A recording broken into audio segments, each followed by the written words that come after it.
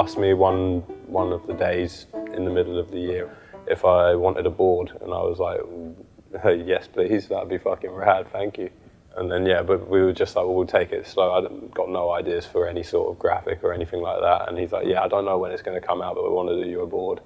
So it was left for ages, and then we were at the Park series in Paris, me and Stu, and he was trying to talk to me about graphic ideas.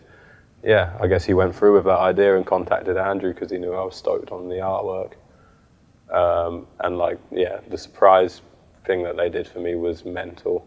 I was not prepared for it at all. I'd literally got back from j-thaxx in Switzerland. I was going to stay in Switzerland for a bit, and they were like, you need to come back for this week, really. And I was like, why? It was like, there's an event going on in come back, and Stu was like, let's have a Christmas meal. And I was like, oh, I'm down, pretty hungry, been sleeping on like one of Sam's friends' floors. Yeah, I showed up and I had saved myself for dinner because I was pretty hungry, and I showed up, and then suddenly it's all dark, and I was like, what's going on? And boom, fucking suddenly everyone from Essex, and it turned out that Stu had like hired a Mercedes coach to bring everybody down from Colchester, including my family, who he'd hired a private taxi for. And then yeah, they put like a tab on the bar, and it was all just pretty mental inside there. And then yeah, it was a crazy night that. And Andrew just showed up with the board, and I was like, whoa, it's the robot, it's shit, no way.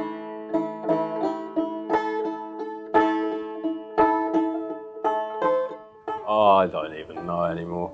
It was, yeah, the nickname is funny. Like, you just get nicknames from your stoner mates all the time, like randomly. That one probably more of an evolutionary sort of thing, I guess, because fucking Beanhead and Pulley and Jake and that used to call me Gordon all the time. I don't know, I guess that must have influenced Ron and Stu and Alex's and everyone's desire to call me Gordo all of a sudden. I was also I'm a big fan of Tekken, and like one of my favourite characters when I was a kid was to play with Eddie Gordo, because he does all like the capoeira moves, which is kind of like breakdancing, and I was well into breakdancing when I was a kid. It tied in well that I'd been given that nickname anyway, and we suddenly had an idea for a board when we were in Paris about that. It was like, oh, we'll just do an Eddie Gordo picture on it. And that's literally what it is. It's like a stance that he pulls. I'm pretty sure you can find a similar photo on Google of him actually doing that. And he just sort of made it look a bit like me.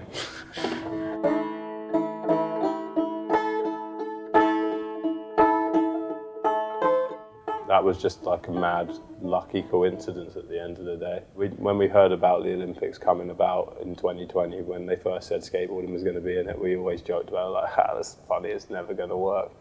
But like, when we joked about it, yeah, we didn't really think that I was going to be part of it or anything like that. But then when they asked me, I was like, why are you asking me? There's plenty of people that skate like ramps better than me, and people that skate street better than me to do like all of this. And they said, well, the only reason is because we're appealing to a proper federation for this through like GB, like Team GB and all that, and they're not skateboarders, so you can't show them footage and have them have any sort of gauge over how hard that is or what. So the only thing that they could go off was literal statistic results from other competitions. And I'd been learning to skate by going to competition since I was like 16. That's always what I've enjoyed doing, is going there, because it pushes you to try stuff that you'd be way too scared to normally. And yeah, because of that, me and Alex and Sam have been going to competitions for ages. Sam's a bit of a different caliber. Takuna's the same. He's like always doing mad stuff in competitions. Because of these results, just from the little comps that we've been going around to, they had something to take to them and was like, okay, now will you fund us?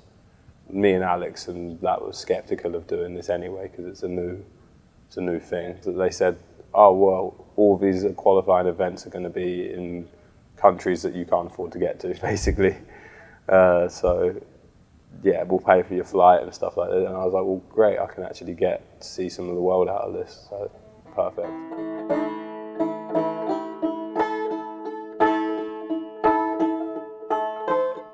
For like the spring and the winter time, I really am trying to focus on getting my body into a position where I can actually like progress further, because my body's a bit weathered from skating a lot last year and the year before. I also want to get better at skating vert and try to learn how to take more impact and shit like that. But yeah, I think I want to just mainly be focused on like trying to film some shit and yeah, put out some new clips. But the thing with the Olympics is it's pretty soon.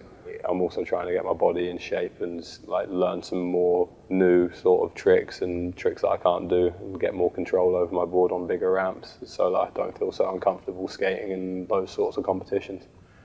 Because every time I go to skate a competition like that, I feel like I'm hanging on by the seat of my pants, and I'd like to feel like I'm not hanging on by the seat of my pants for a hot second. And because a lot of the time I go with wherever I am going, I then try to do something that compensates for where I've ended up landing, instead of directly trying to get to something that I'm planning to do after it. Working on that, getting a little bit better with it, but not that good at it. So yeah, a lot of the tricks I ended up doing are either like made up on the spot or by accident, but the majority of the tricks I do steal from everyone else.